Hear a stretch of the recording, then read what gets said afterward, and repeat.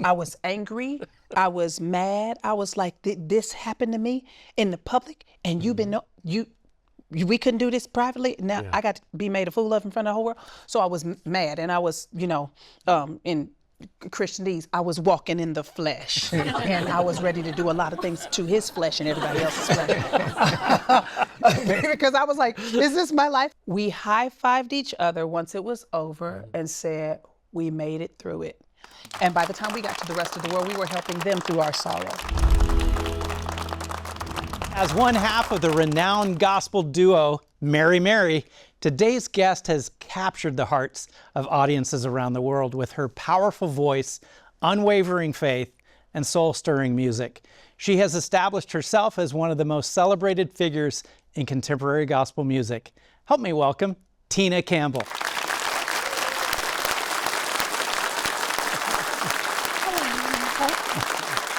Hello there. Hello. Hey. Thank you so much for being here. Have a seat. Thank you. Welcome. Thank now, you. Tina, I've got one big question I've had for years. No, what's that? Where'd Mary Mary come from? Because we got Tina, we don't got Tina. We don't have Tina. So this is the question that I've been answering for a couple of decades. So when we were first trying to come up with a name for the group, my brother-in-law now, who is our producer, was just like, Mary Mary. He just threw it out, and I was like, that's ridiculous. But the reason why it stuck for us, because we feel like there's a lot of meaning in names. And so there's Mary, the mother of Christ, who's considered perfect by all. And then there's Mary Magdalene. She had a different story that was not very perfect. She had a name that followed her that wasn't, she needed redemption. And so we say that it doesn't matter who you are or what your walk of life is or what your experiences has been, we all can be changed by the love of Jesus, and so that name Mary Mary gives us an opportunity to talk about these two very different women who were very important in the life of Jesus. I love that. So often people get so concerned about their name being soiled. Yeah. And yet the same name means drastically different states of connection. Yeah, I mean, I went through that phase, being concerned about my name being soiled. But one thing that my Sunday school teacher told me is, and it was a young adult class, and he said, if you take care of your integrity, God will take care of your reputation. So it doesn't matter what you have done to scar your name. It doesn't matter what you've done to mess things up. If you take care of your integrity and you put yourself in the hands of God, he can fix your name and change your name and put together what you will never be able to do in a lifetime. He can do it in a moment. Absolutely. Society loves it when a celebrity trips, falls, makes a mistake, whatever. But they love a comeback story. Oh, they love redemption. Absolutely. They love redemption. And so I take it like this. The world really loves Jesus and they don't know it. They need help. Because they love the story of redemption, right? You love redemption. He's the Redeemer, And so, I had a lot of things that happened in my life, and because I live my life publicly, a lot of people have been aware of some of the things that are, so to speak, stains, on my reputation, if you will. But the same God that allowed, not caused, because, there's sin in the world, we have the freedom of choice. So the same God that didn't cause this craziness to happen in my life is the same God that redeemed us while everybody was watching. Yes. And so now, rather than being stained by what happened, there's a reputation of, look what God can do when you pray and when you seek him and when you surrender your life to him. So I'm so grateful that I serve a Redeemer and that I get to represent the Redeemer, to people who don't know yet that they want Jesus. Because I'm like, everybody wants redemption. Jesus is that. Wow. Here he goes. So you've done music on a large level, high level, large stage for years with your sister. Yeah. What was the experience like traveling around doing music for Mary Mary? Because I know many people, they're going to start busting out, starting singing some of your songs. I already had some of my crew, they're like, oh, when I sing one of your songs, it helps me get through the tough times. What has your experience been like singing with Mary Mary? Mary Mary has been a tremendous blessing. God has been beyond good to me. Like, first of all, why'd you pick me to go out there and represent you? Because I know me and I know you do, But for God to be so gracious and so kind and so merciful and pick flawed people to go out and represent him, it's a huge blessing. And then I get to do what I love doing. I'm going to sing when nobody is around, if there's never a paycheck, a reward, a pat on the back or nothing. It's just what I do. And I get to do what I love doing, about who I love. Like, what more can you ask for in life? And I feel completely privileged and blessed to be able to represent God in this capacity with all that comes with it. That's not wonderful. Yeah. I'm still blessed that God thought I was suitable. Me and my sister were suitable to be out there representing him on this platform. In 2012, that platform got bigger with a docu-series.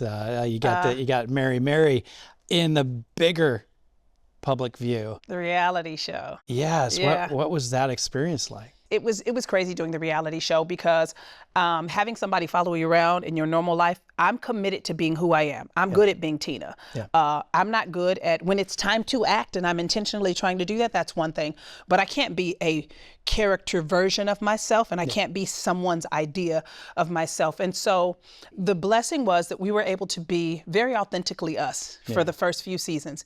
And then my marriage got hit with infidelity in front of the whole world. I didn't know how to fake. I didn't know how to mask. And then I also didn't want to be hostage to the world will find out however they choose to find out. In the meantime, I'm running and ducking and dodging so that nobody finds out about my embarrassing life. So I was like, well, my life is in the public, so I'm going to just share this. And if either it's going to kill me and I'm going to die and go to heaven because I've given everything to God, or I'm going to live through it and I'm going to testify as a result of it. So, you know, showing my life, showing my family, having children and all that, and, you know, the ins and outs of what we do and not having to do a fake version of myself for the first few seasons was wonderful. After and I'm going to just expose the reality of it. After, my marriage fell, when it kind of became a little false and a little exaggerated and manipulated for ratings, it just didn't work anymore. And that's when I started hating it. Yeah. Yeah. I want us to continue unpacking that story because this is a part of the story that people don't know. But we got to take a break. And right after the break, Tina's going to tell us about her emotional struggle and how she dealt with a private matter being seen by the public. Don't go away.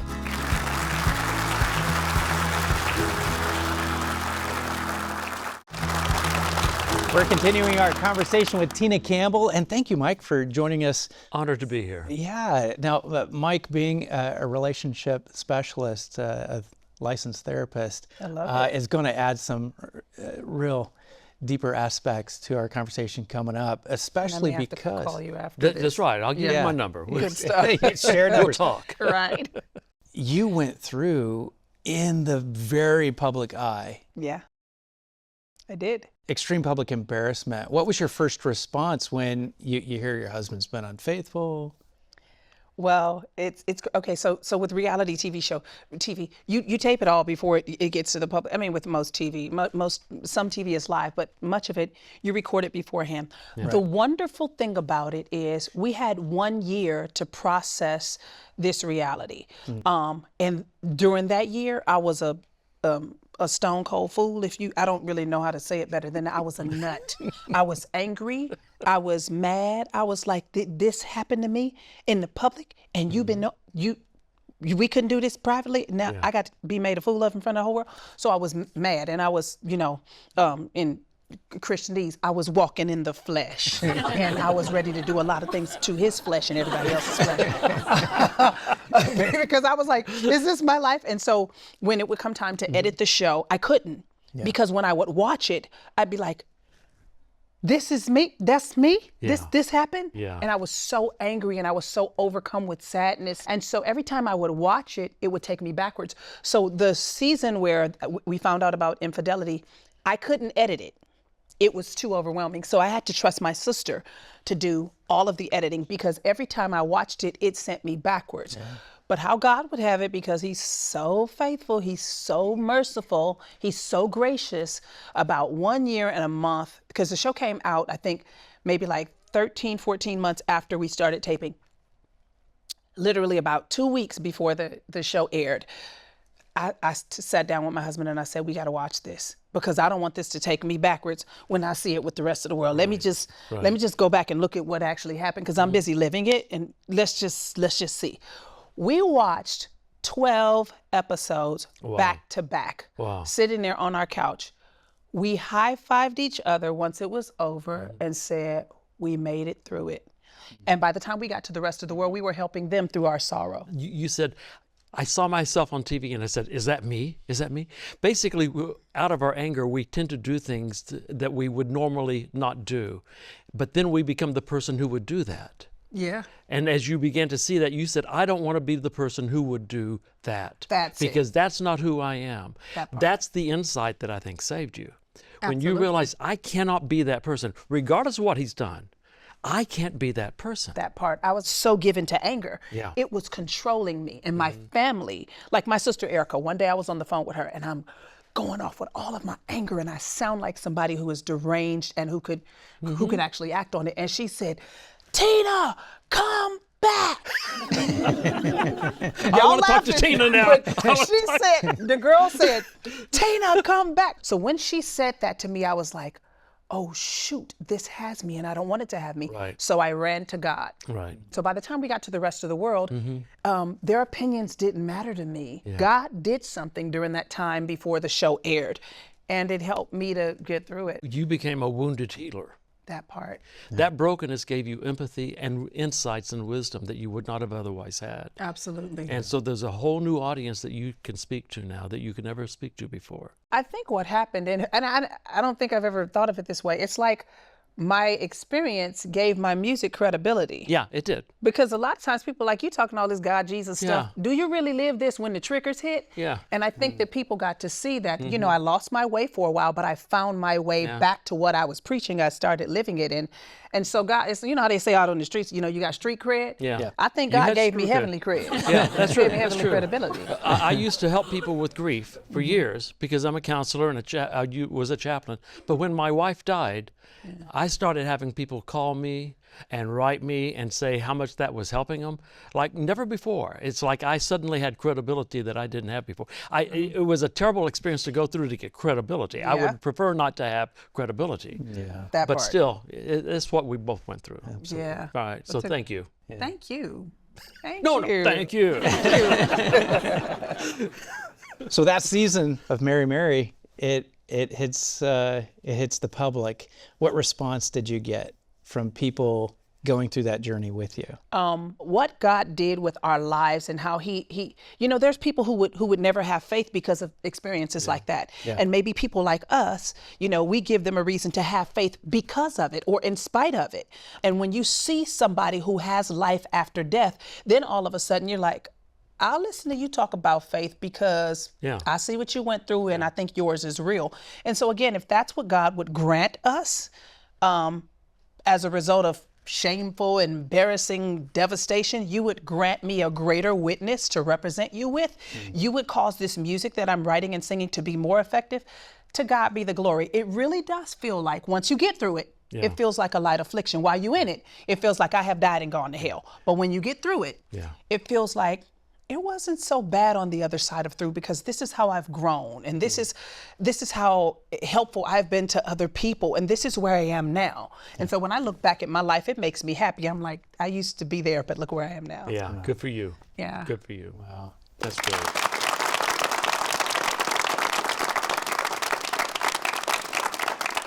How was it that you were able to mend your marriage after this unfaithfulness? What was it that really helped you to restore your relationship? The Lord, Jesus the Christ. And I know people like, oh, Jesus. Listen, when the devil is in your mind and you feel like he's in your house and you don't know what to do to remove yourself from this level of anger or pain or shame or embarrassment or rejection, whatever it is that you're going through, you need something higher, bigger, stronger than all of it. And people and things can be a temporary fix. Yeah. But what God does, it remains because he's God. Yeah.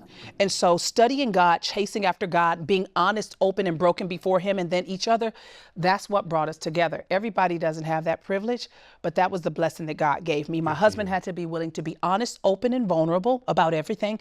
And I had to be willing to take it and choose to forgive it. And God empowered us to do it. That's powerful. We've got to take a break, but when we return, we'll learn how Tina set out to start her own solo career, relying solely on faith. Stay right there.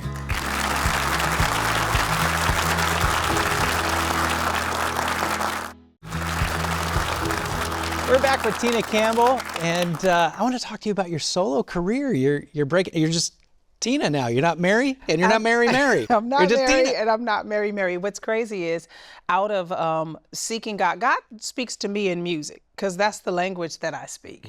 And so songs are very powerful. And sometimes when it was hard for me to read scriptures because I was a little bit angry at God, angry at life, a song could get me back into his presence.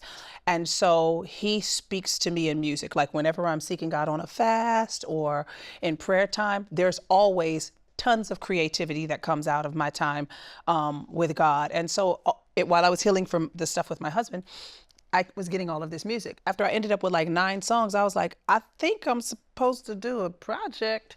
And so I ended up doing my first solo project. And then I repackaged that with a few more songs and put that out again.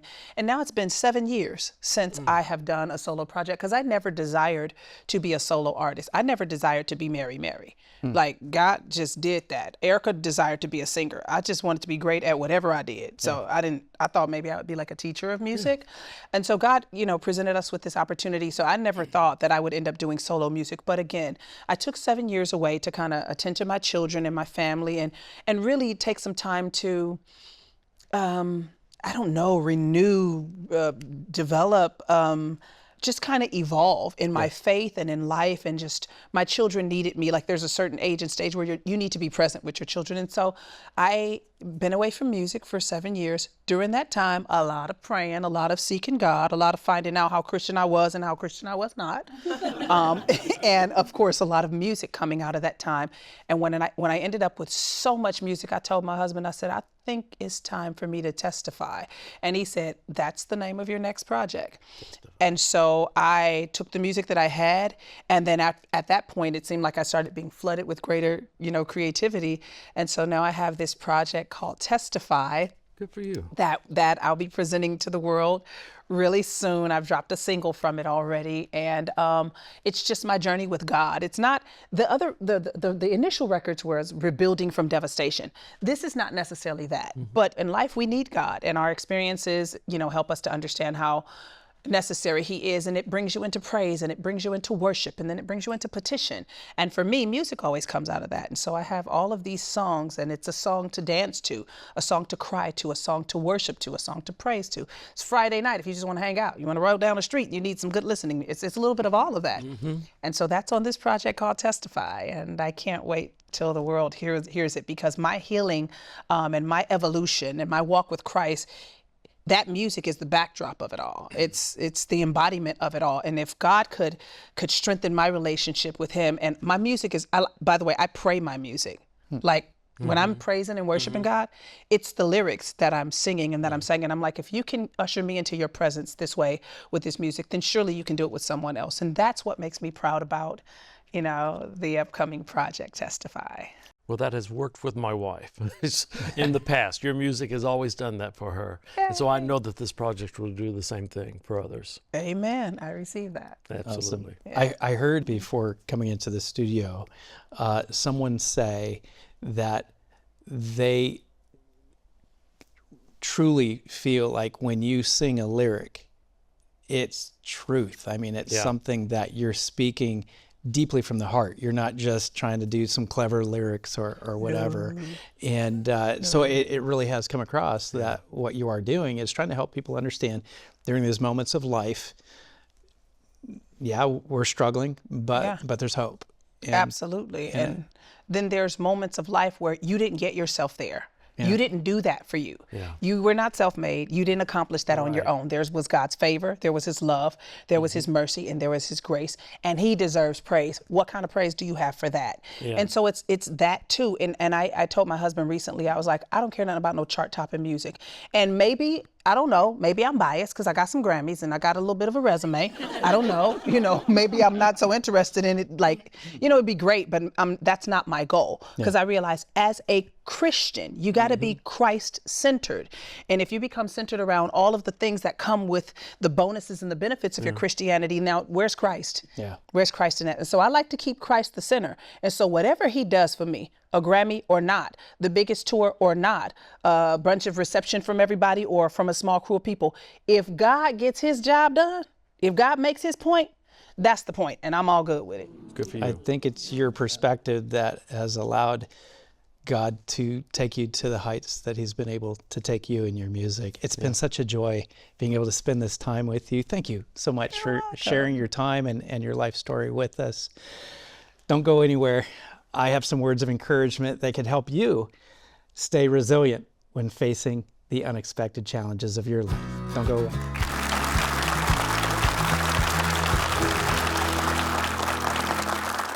Failure is like the Brussels sprouts of life. Not many people like it, but it's good for you. Life is a journey filled with twists, turns, and yes, sometimes failures. It's easy to feel defeated, especially when it's a public failure. But failure doesn't have to be the end. It can be a stepping stone to success. We don't have to like it, but I encourage you to embrace failure so you can learn from it. Use it as a moment to acknowledge your struggles, but also to reflect on your strengths, your passions, and your purpose. So if you feel like you're failing, I encourage you to dust yourself off and keep moving forward. Remember, life's not about avoiding failure, it's about growing from it. I'm Roy Ice, reminding you, your best life is possible, and your tomorrow can be even better than today. So let's keep growing. It is so amazing. Thank you. Don't forget that you can find exclusive content on all of our guests. Check us out on social media using the handle Lifestyle with Roy.